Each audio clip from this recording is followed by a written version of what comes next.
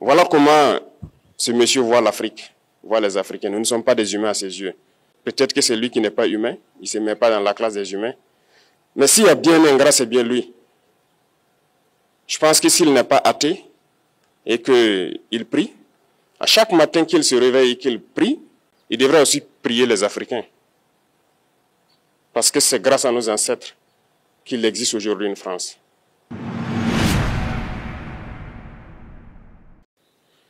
Quand je prends dernièrement les propos d'Emmanuel Macron sur l'Afrique, eh bien, tout Africain conscient devrait donc comprendre très vite tout ce qu'il a pu nous dire et qu'est-ce que ça signifie.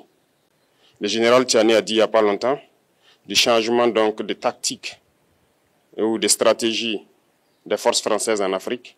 Et je pense qu'il est venu le confirmer. Il s'agit de dissoudre et de garder un dispositif socle. Et Emmanuel Macron l'a si bien dit qu'on ne peut que le remercier pour cette sincérité. Même si certains ont voulu mettre la poudre aux yeux de leur population, mais la réalité finit par rattraper aussi. Ils ne partiront pas de certains pays. Ils ont juste dissous le dispositif. Vous ne les verrez plus dans des bases, mais dans les ambassades, ils seront là. Ils vont constituer des sociétés de sécurité pour sécuriser leurs sociétés qui existent dans ces pays-là. Mais les soldats seront là. Mais vous ne les verrez plus en tenue ou rassemblés dans des bases. C'est tout ce que ça veut dire. Ils vont se réorganiser, mais seront là. Il a parlé de politesse vis-à-vis de certains chefs d'État en leur donnant la primauté d'annoncer donc la rupture ou le départ des forces françaises. Ça nous importe peu, on peut dire. Mais tout ce que nous savons, c'est que si vous voulez une rupture avec ces forces impérialistes, c'est simple, on dénonce les accords. Tout commence par là-bas. Et je pense que l'exemple du Tchad, en tout cas, est palpable. Ils ont commencé par dénoncer les accords. Sinon, si on ne dénonce pas les accords, juste dire que les bases quittent, on n'a rien fait. Parce que le problème se trouve dans les accords coloniaux de défense qui ont été signés depuis l'indépendance. Le plus dangereux n'est pas ceux-là que vous voyez dans les bases. Le plus dangereux, ce sont les conseillers militaires. Les conseillers militaires existent dans tous ces pays.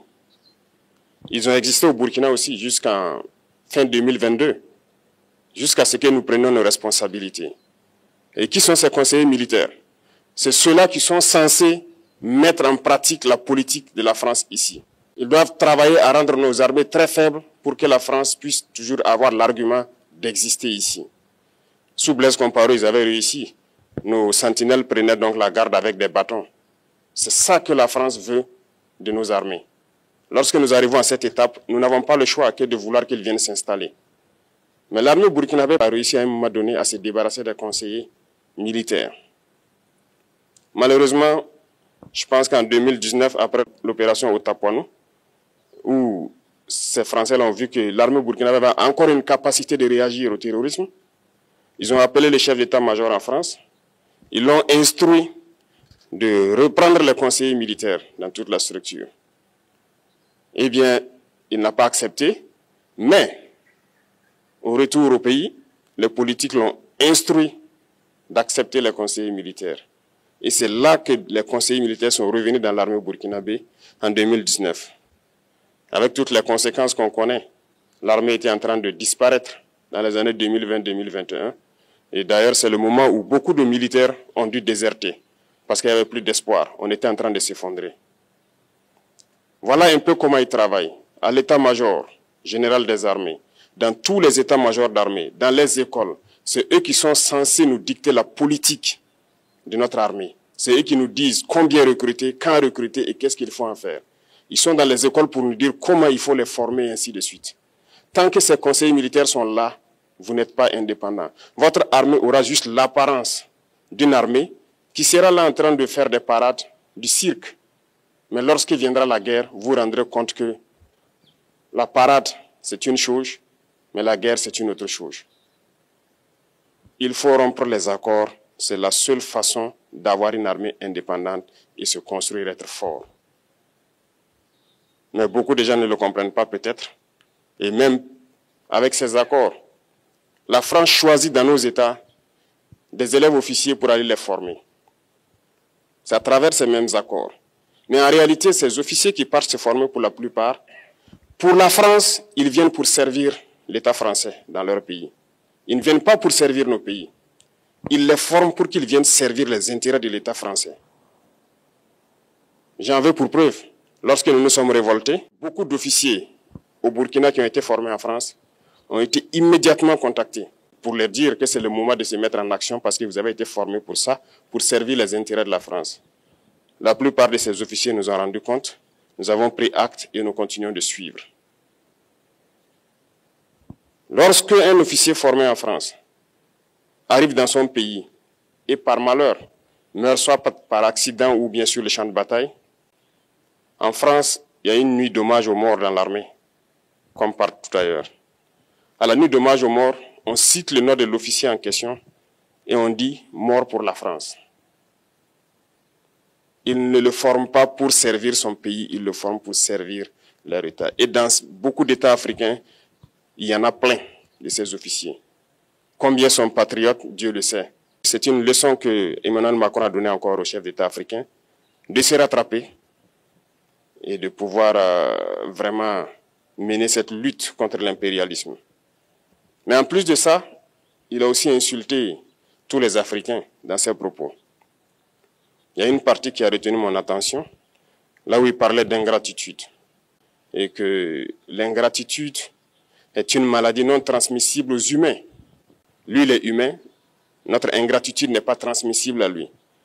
Voilà comment ce monsieur voit l'Afrique, voit les Africains. Nous ne sommes pas des humains à ses yeux. Peut-être que c'est lui qui n'est pas humain, il ne se met pas dans la classe des humains. Mais s'il y a bien un ingrat, c'est bien lui. Je pense que s'il n'est pas athée et qu'il prie, à chaque matin qu'il se réveille et qu'il prie, il devrait aussi prier les Africains. Parce que c'est grâce à nos ancêtres qu'il existe aujourd'hui une France. Il devra nous prier. À ses yeux, nous ne devons pas être des humains, nous sommes plus que des humains. Ce sont des messages très forts qu'il passe. Moi, je pleure le peuple français. Mais quand même, il est bien pour l'Afrique. Il est un mal nécessaire pour nous. Ceux qui veulent se réveiller, se réveillent. Ceux qui ne veulent pas se réveiller, comme on le dit, on ne peut pas réveiller quelqu'un qui ne dort pas. Les Africains doivent se réveiller. Nous devons travailler à être indépendants, à faire au moins ce que nos peuples connaissent le bonheur. Et la lutte contre l'impérialisme, c'est ça. Il faut décoloniser les mentalités, prendre en compte toutes ces données-là, parce que le monde nous donne tellement d'exemples à voir. Pour eux, il n'y a pas de morale. Ils peuvent vous désigner aujourd'hui terroriste, mais demain, vous êtes un héros. Par leur simple bouche, ils décident de ce qu'ils font. Ils parlent de démocratie, mais ils se font eux-mêmes des coups d'État constitutionnels entre eux. Ils parlent des droits de l'homme, mais ils déciment des populations ailleurs. L'Africain doit se réveiller, l'Afrique doit se réveiller. Et le combat contre l'impérialisme est permanent. Et je vous invite à incorporer ce combat, à travailler en sorte que nous soyons réellement indépendants, que nous soyons autosuffisants et que nous puissions nous développer, connaître le bonheur, ce à quoi notre peuple aspire. Merci, je vous souhaite une très bonne journée, une très bonne semaine et une très bonne année.